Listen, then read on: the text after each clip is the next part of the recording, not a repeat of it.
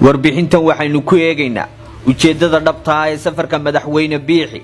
sababta uu uga duwan yahay safaradii hore madaxdii Soomaaliland ku tagi jireen meelo badan oo Afrika iyo waxa isbedelay ee keenay in safarkaasi noqon sidii loogu talagalay ama laga filayay Soomaaliland tan iyo markii madaxweyne biixi ku qabsaday doorashadii naanaysaha badnay waxa sii kordhay dildilaaca gudaha oo wax maara ah loo haynin oo dhinacyo badan jabhada dhowra oo gudaha Soomaaliland ka abuurmay is eeganaya awoodooduna si joogto ah u sii kordhayso dagaal beeleedyo dhiigbax iyo isaseeg bulsho ku riday Soomaaliland boqolaal kamida ciidamada iyo saraakiishoodii oo ka goostay degmooyin baaxadda weyn ee Sanaag bari oo gaarkooda u tashaday dastuur la laalay xarig siyaasadeed hadbeelay oo cagajugleen iyo caburisal u tahay midnimadii iyo ishaysashadii bulshada oo meesha ka baxday beelaha wada degan oo midiba kan kale iska eegayo kala sarraysiin iyo kala sadburin bulsho oo waxyeeladoodu dadweynaha soo ridatay tahliwaaga qabashada doorashooyinkii golayaasha waxaasi oo duufaana ay xilli ay madaxweyne biixi ku wada furan yihiin iyo caalamku calaamad su'aal saaray isbedelka dhantaalay Soomaaliland tishalay sawirkeeda lama jeeran jiray waxa uu biixi midooyinkii u dambeeyay waqtiga ugu badan ku bixiyay sidii uu bulshada indhasarcaad ugu ridi lahaa waxa fashilmay isku day Kornaylku ku doonayay inuu ku tago wadanka Sweden halkaas oo martiqaad ka helay seminar ay sanadkiiba hal mar qabtaan xisbi kamid ah asxaabta wadankaasi oo u ololeeya diinta masiixiga tagista seminarkaasi ayaa waxa baajiyay kadib kolkii madaxweyne biixi iyo xukuumaddiisu ay ka war heleen isu habar wacashada shacabka qurba joogta Soomaaliland ee ku dhaqan wadanka Yurub oo wadankaasi Sweden isku abaabulay mudaharaad ka dhanah biixi inkastoo isku daygaasi Sweden ee dhicisoobay ahaa mid madaxweynuhu ugu maaradeeyay jeedinta duufaanada dalka kaga furan haddana waxaa soo baxay safarka madaxweynuhu ku tagay jamhuuriyadda Guinea safarka Guinea muxuu kaga duwan yahay safaradii madaxdii hore Soomaaliland ku tagi jirtay Afrika maxaa dawladda federaalka Soomaaliya safarkan uga duwan yahay safaradaasi hore biixi ayaa bilowgii bishan ka ambabaxay gegida diyaaradaha ee Cigaal halkaasi oo transit ku sii ahaa gegida diyaaradaha ee Booli ee dalka Itoobiya biixi oo ka duulay qolka VIP ee Booli ayaa mar kale transit ku sii noqday magaalada Abidjan ee Ivory Coast halkaasi oo uu joogay saacado badan si uu uga sii gudbo safar qaatay 22 saacadood kadib ciidamada cirka ee Guinea diyaarad ay leeyihiin oo askarta lagu daadgureeyo ayaa biixi ugu timi Abidjan halkaasi oo ay uga sii gudbeen Kornayl diyaaradan oo ah aircraft IAR 330 Puma kuna diiwaan gashan 3 extrabal oo horana kamid ahay diyaaradihii ciidamada iyo dhaqaatiirta Guinea u isticmaaleen logistigada iyo gargaarkii xilligii cudurkii banaa Ebola uu ka qarxay jamhuuriyaddaasi Guinea biixi ayaa waxa halkaasi ku soo dhaweeyay wasiirka arrimaha dibadda ee Guinea Mamad Tori halkaas oo wafdigu degeen hotelka Grand Central isla qaybta soo dhaweynta hotelka receptionka hotel Grand ayaa sawirada aad u jeedo lagu wada galay iyadoo dadka looga dhigayo in biixi lagu qaabilay madaxtooyada looga taliyo dalkaas intaynaan eegin ujeedka safarka oo ah sababta Soomaaliya uga jawaabtay bal marka hore aan eegno safarka sida wafdiga biixi dadweynaha ugu sheegeen iyo sida aan u ahayn arinta la isku hayaa mid la xidhiidha diblomaasiyad qaabkii Guinea loogu qaabilay madaxda Afrika iyo dunida kale baan ku horeyno kan waa madaxweynaha Rwanda Paul Kagame oo gegida diyaaradaha Konakry uu ku soo dhaweeyay madaxweynaha Guinea Alpha Conde noocyada ciidamada durbaanada baanboyda gacan qaadka golayaasha wasiirada ee gegida dhexdeeda sida kaaga muuqata waa qaabilaadii lagu qaabilay madaxweyne Kagame kani waa madaxweynaha Uganda Yoweri Museveni oo isla heerkaasi loogu soo dhaweeyay Guinea wali waa Konakry kana waa madaxweynaha Faransiiska waa isla Guinea kanina waa boqorka Morocco Maxamed Kalixaad tani waa nooca ay u taalo madaxtooyada Guinea qaabkan ayay u dhisan tahay sidan ayay u eeg tahay tan weeye tan madaxda lagu qaabilaa waa farqiga u dhaxeeya hotelka Grand Central ee wafdiga Soomaaliland calanka dhigteen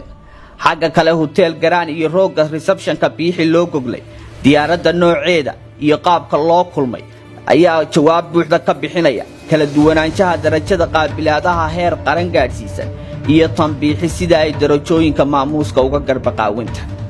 haddaba maxaa qaldan Soomaaliya maxay Guinea xarkaha ugu jartay Soomaaliland maxay arintan si weyn ugu taabatay maxaa la qarinayaa safarka madaxweyne biixi waxa ka soo shaqeeyay ganacsade kamida ganacsatada ka baayac mushtareysha macdanta Jimstonka loo yaqaan kaasoo magaciisa lagu magacaabo xasan diini oo dhalasho ahaan ka soo jeeda Somaliland ujeedka safarka ayaan siyaasad wax shuqula ku lahayn hase yeeshee salka ku hayay isku xidhka Somaliland iyo sharaa'ig shisheeye oo kamida sharaa'iga Afrikada madow meelaha nidaamka kale taliska ay ka jiraan iyo meelaha aan nidaamka dawliga ah ka dhisnayn sida sharci darrada ah uga daabasho macdanaha kala duwan heshiis qarsoodi ah oo dawladda Guinea dilaal ka tahay ayaa la doonayay in sharaa'igaasi lagu heshiiyo qodashada buuraleyda calmadow awdar saaxib iyo gacan libaax dawladda federaalka Soomaaliya oo wali u taagla ka soo kabashada qiyaamadii dekedaha berberaya boosaaso iyo madaarkii militariba ku maqan yihiin iyo maqnaanshaha heshiiska dhabta ah ee dekedahaas iyo madaarka berberaba lagu wada galay ayaa waxay go'aanka xadhig u jarista Guinea u qaadatay walaac laga qabo inaanay mar kale suurtagelin hanti umadeed oo xaqul qalin sababsata xogaha ayaa waxay tibaaxayaan in dilaaliin iyo shakhsiyaad ka tirsan dawladda Guinea ay qayb ka yihiin shirkadahaasi waxa la isku haystaana ay tahay iib maaha iyo waan iibinaya go'aankeeda ka hor dawladda federaalka Soomaaliya waxay waraaqa u dirtay sida xoguhu tibaaxayaan ururada wadamada midowga Afrika iyo urur goboleedka IGAD taasoo ay ka digayso inaanay si nabad suurtagal ku noqon karin faragelin Guinea iyo shirkado shisheeye oo ka ganacsada macdanta kuwaasoo fadhigoodu yahay Guinea warbaahinta dalkaasi Guinea ma jirto hal wargeys website radio iyo television oo safarka wafdiga Somaliland soo hadal qaaday kasoo warbaahinta dalkaasi bogoga madaxtooyada Guinea bogoga madaxweynaha iyo kan wasiirka qaarajiga Guinea midna laguma baahin wafdiga madaxweyne biixi imaatinkooda iyo ujeedkooda midnaba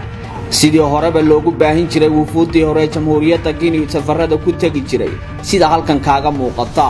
taasi bedelkeeda safarka biixi waxa dib loogaga raadiyay taageero iyo muujin gudaha Somaliland gabilay ayaa taageertay odayaal burco jooga ayaa hambalyeeyay sidoo kale ururka hooyooyinka Hargeysa ayaa iyana safarka madaxweyne biixi bogaadiyay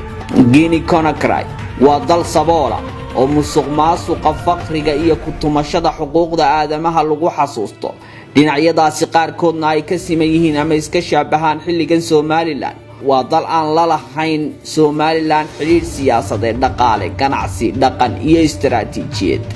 Guinea waxay wehel u tahay xukunka litalisa caasimadda dalkaasi looga taliyana waxa shaaraciyadeedu martigeliyaan gooriga alleyl ciidamada qalabka sida ee wadankaasi si shacabka dalkaasi aanay u nuuxsan Guinea waxay kaloo xarun u tahay shirkadaha suuqa madow ee macdanta Afrika muddo dhaafka safarka la kulmid la'aanta biixi iyo wafdigiisu aanay la kulmin madaxweynaha dalkaasi ayaa iyaguna wajigabax ku ah wafdiga Kornayl biixi isla markaasina si xoojinaya jiritaanka ujeedka safarka ee la xiriira shirkadaha macdanta dawladda federaalka hal tallaabo ayay qaaday dhinaca warbaahinta taasi oo muujinaysa helitaanka xogta dhabta iyo ka gaashaamashada halista ku iman karta boobka dhaxalka mujtamaca Somaliland iyo casharadii laga bartay sidii dekadihii dalka laga yeelay qaarkood